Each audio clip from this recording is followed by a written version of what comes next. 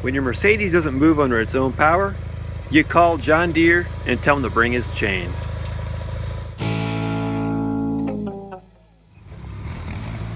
Remember that 1981 Mercedes 380 SEL I won on eBay for $330 last year? The one that had been sitting for over 5 years in the previous owner's driveway? The one with the roached interior and somewhat working electronics? Yeah. This car cost $44,000 when new in 1981.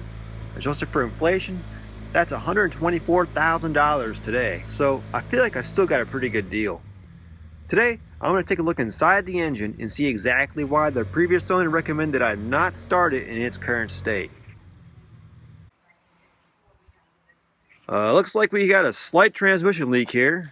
No, the bolt's not from the car, it's just to keep the pan from blowing away. The 3.8 liter in this Mercedes is the M116 engine. For some reason, Mercedes decided to give the US M116 a single row timing chain, which was known for failure. People say to change them well before the recommended 90,000 miles to be safe, some recommending changing at 60,000 miles, even some 45,000. Along with the chain, it's also recommended that you change the cam sprockets, upper guides, chain tensioner, and the plastic oilers. Some of these Mercedes single-row timing chains were converted to dual-row chains by Mercedes dealerships back in the day, and that made it much more reliable. But starting in 1984, US models came from Mercedes with the dual-row timing chains, as they should have to begin with. European models had them all along. This 3.8 was rated at a laughable by today's standards 155 horsepower. This car did 0 to 60 in just under 10 seconds. Over on the passenger side, you can tell that these guides need to be replaced by the brown color. These are an off-white plastic color when they're new. This is definitely a newer cylinder head though. I'm surprised they didn't just replace the guides at the same time as the head. Over on the driver's side, I think I see the problem. This guy right here shouldn't move like this. These guides have 2 mounting points, so they won't pivot at all. So this guide is broken somewhere in the middle, and now it's held by 1 mounting point. Now this looks like a cylinder head with 124,000 miles. So if only half of this old brittle guide is still in place, where's the other half?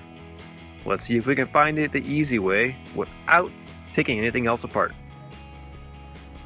I'm using an old school video scope to look inside the engine without taking it completely apart.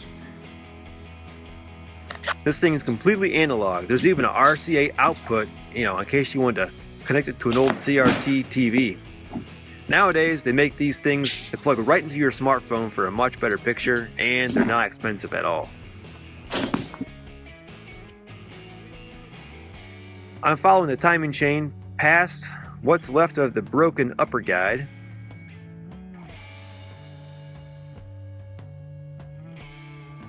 Oops, got hung up there for a second. There we go. Alright, I see something that doesn't look metal down there. And it is the other half of the broken guide. You can see that was a lucky place for it to land. Oops, I just moved it a little bit there. It could have fallen farther down with the chain and possibly caused some major damage. Alright, let's go back up now. You can see I've knocked quite a bit of dirt down here when I pulled off the valve cover. Over on the passenger side, I was able to snake the camera all the way down through the front of the engine down to the oil pan. And that's actually the oil sloshing around. You can see here as I move the car. I'm back out here one day later, and look how much this old 4-speed automatic has leaked onto the floor. Given the condition of the interior and the body, which you saw in detail in my other video about this car, I've decided that although it would be cool to drive around, it's definitely not worth repairing. I decided not to take this 3,600 pound German boat with me to the new garage. Mikey said I could park it at his place to part out since he's got a trailer and is a lot closer to our favorite scrapyard. It's a shame that the car has deteriorated to this condition. It's a bigger shame that in most people's eyes, decent examples aren't worth the money to keep going. To a lot of people, this is just an old, slow, unreliable, outdated luxury sedan that has outlived its usefulness. But to me, this car and the W126 chassis represents a different era that we shouldn't forget about. A time when most people didn't have the financial means to drive a Mercedes. If you saw a car like this on the road in the early 80s, you looked twice. May have not been the fastest thing on the road, even back among the EPA smog-strangled cars of the era, but that wasn't the point.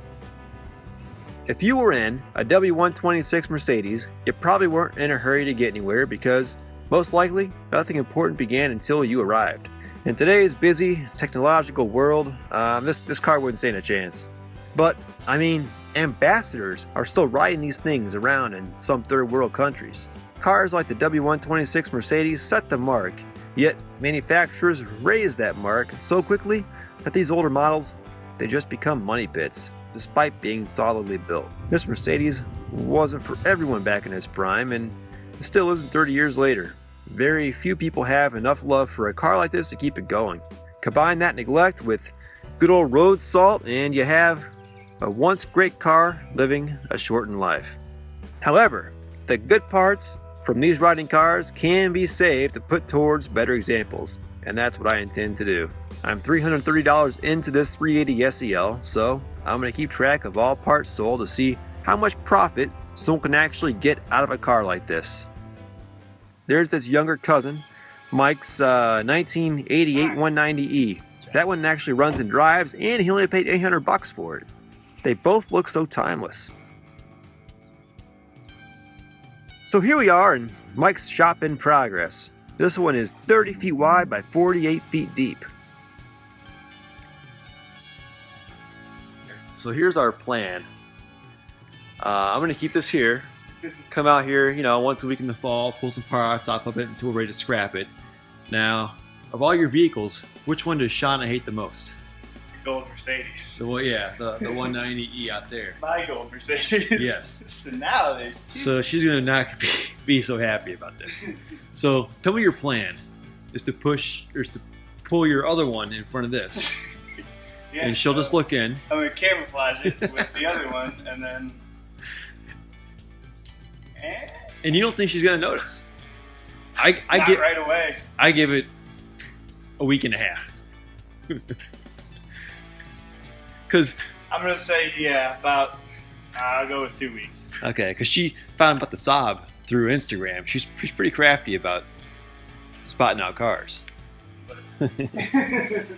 Well, here she rests until farther notice. Mm-hmm. Some of the other vehicles around here at the Weir Palace. Let's see, we got the Land Rover Discovery here, waiting for an LS swap. The Weirdmobile needs no introduction. Here we got an E36, got the Saab 9000 Aero, the 1988 190E, and the 85 Escort 5-speed diesel. That's all for today, and if you're wondering, she noticed that the Mercedes was parked in the pole barn just a few days later.